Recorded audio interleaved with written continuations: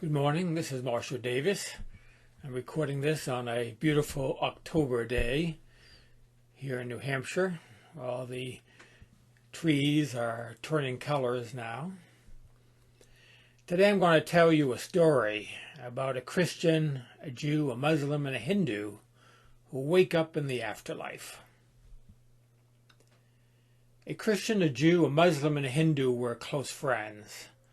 They used to gather regularly to have dinner at a local restaurant, and one day they were all eating together when an earthquake struck and destroyed the restaurant and killed all of them.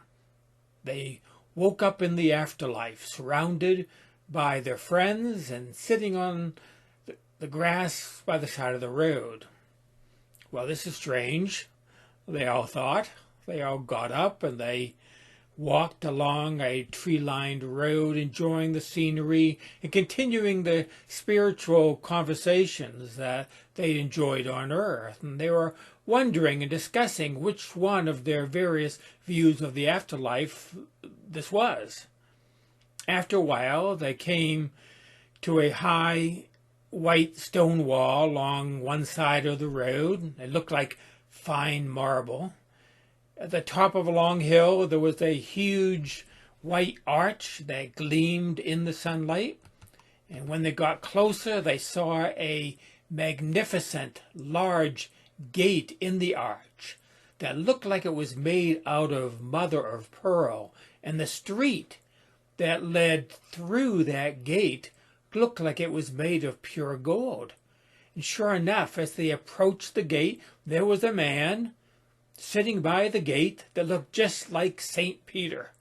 I was right, said the Christian.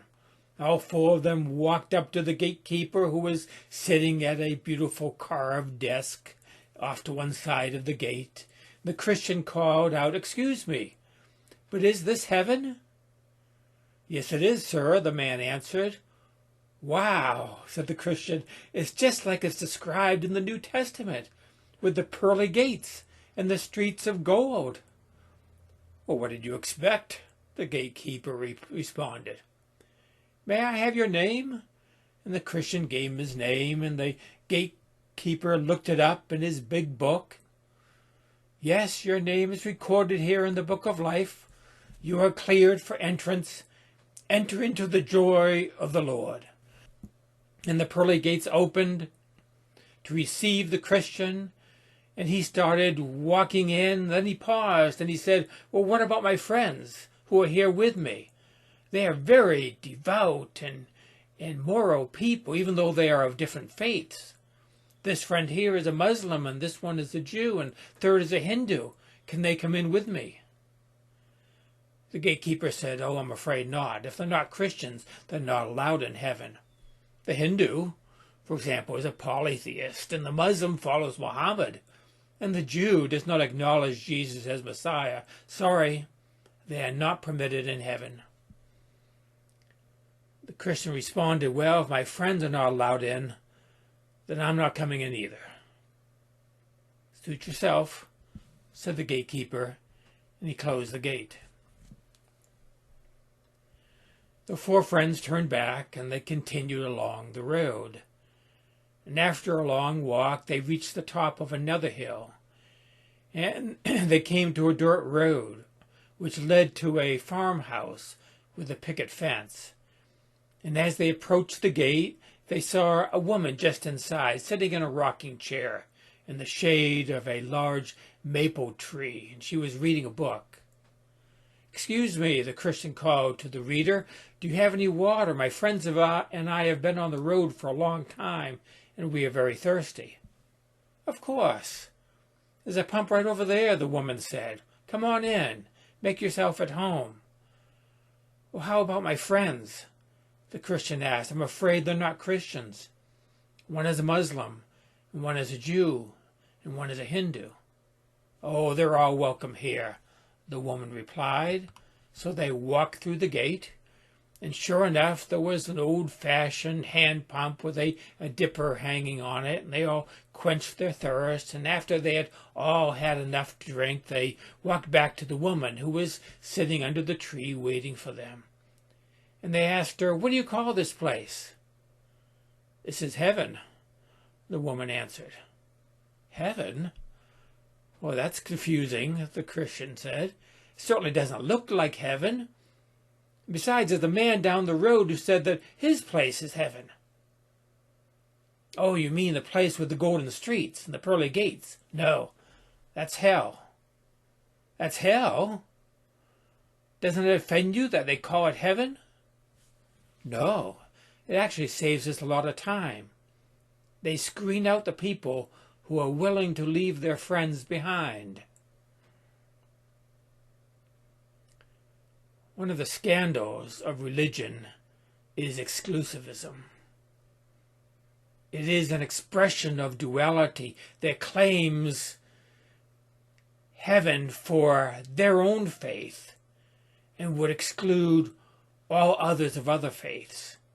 It finds its extreme forms in fundamentalisms in all religions, but is found in more subtle forms even in progressive forms of faith. Unfortunately, this exclusivism is a part of my religion of Christianity, and I'm fighting it all the time. I have come to the conclusion that it is an expression of the same bigotry that we find in racism. I recently read a fascinating book that opened my eyes to the pervasiveness of racism in society. It's entitled Caste: The Origins of Our Discontents by Isabel Wilkerson, who's the first African-American woman to win the Pulitzer Prize in journalism. It focuses on race using the United States and India and Nazi Germany as examples and drawing parallels between them. It's a sobering and at times frightening book, especially when you think of what's happening in our country right now. She talks a lot about how caste is used to exclude people from the benefits of society. And religion has been complicit in those society. Even though she doesn't talk very much about religion, as not the focus of her book, I could not help thinking about the role of religion in racism, and particularly in our country.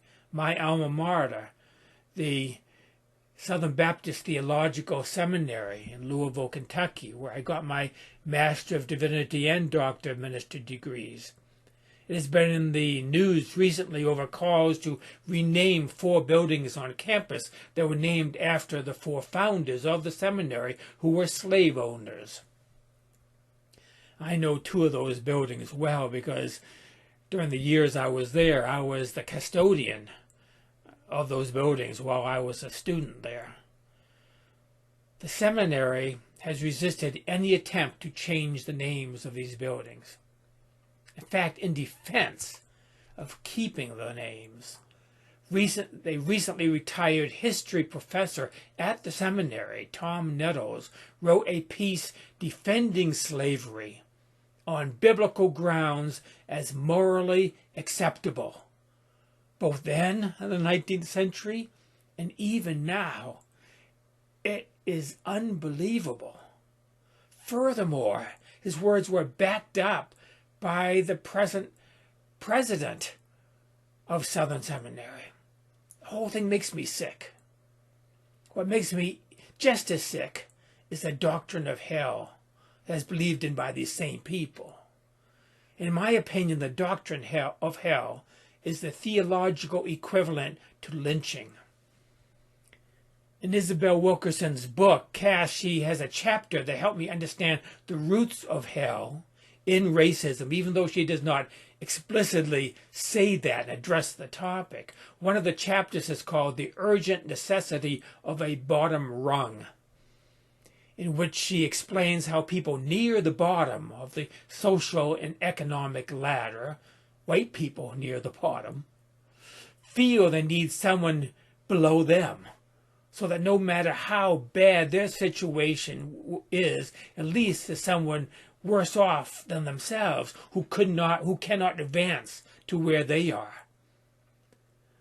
This bottom rung is called the basement in the next chapter, which is entitled Packed in a Flooding Basement. Hell is the theological bottom rung It is the basement of the Christian afterlife. And if you have ever read Dante's Divine Comedy, and especially the Inferno, you get that feeling intensely. Hell is religious violence. It is theological terrorism. You can't get any more brutal and violent than justifying, torturing, tormenting people for all eternity in the name of God because they will not accept your religion.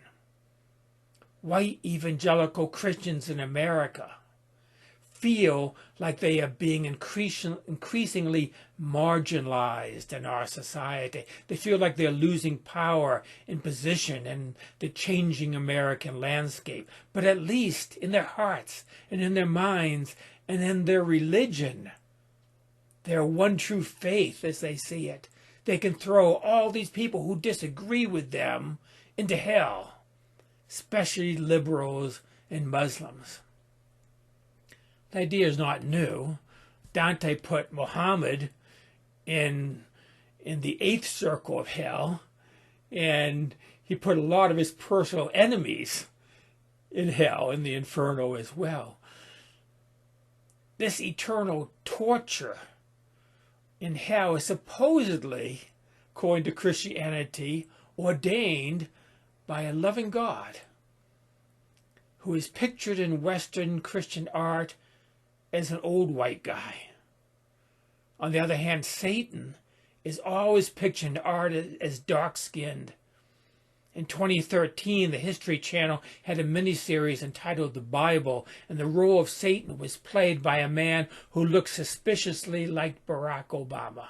It caused outrage at the time in the African American community. The producers of the miniseries, both white evangelicals, said the resemblance is accidental. It was not intentional, which is probably true. And that's exactly the problem. You see, racism is unconscious in white people. Exclusivism, in the same way, is unconscious in religion.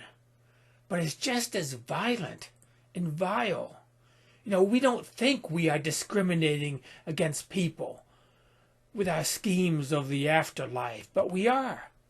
We are discriminating against people based on their creed and their religion, which are closely related in history in the world with race and ethnic and national origin. This is profoundly anti-American and racist. It is duality in its extreme form. Thing is, it can be found in all of us. Even the story that I told you about the 4 friends is dualistic.